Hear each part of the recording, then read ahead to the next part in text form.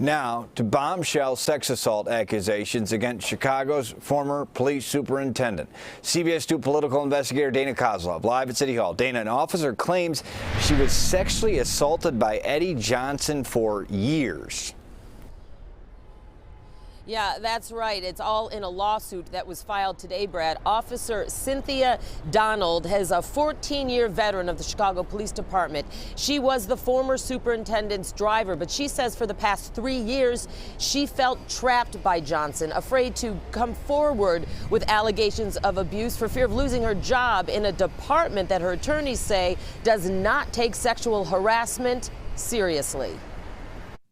Eddie Johnson repeatedly abused and harassed me and made it clear that I had to follow his orders. Chicago police officer Cynthia Donald says that abuse by her boss, then Chicago Police Superintendent Eddie Johnson, went on for 3 years. Her claims are now part of this lawsuit against Johnson and the city of Chicago. Her attorneys calling Donald a brave woman for coming forward at all. The very people who they were supposed to shield and protect and prevent harm, they have inflicted upon her in the worst possible way. Donald says the married Johnson even had her assigned to his security detail to keep her close. After the first time he sexually assaulted me in his office at CPD headquarters, he told me that I belonged to him. At no time was it consensual.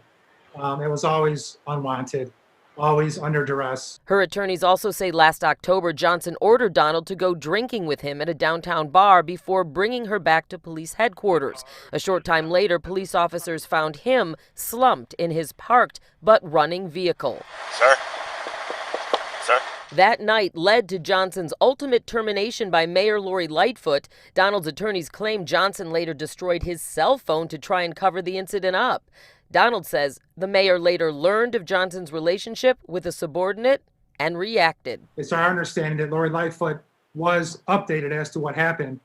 And instead of speaking with Cynthia herself or ordering a thorough investigation, she told Eddie to, quote, dump Cynthia and remove her from his security detail and put her in the records department at a desk job. Eddie Johnson's attorney Thomas Needham got back to me within the last hour saying they just got a hold of the lawsuit. He denies that his client Johnson committed any of the acts that are laid out and charged and alleged in this lawsuit, and he says Johnson himself adamantly denies there was any harassment or abuse.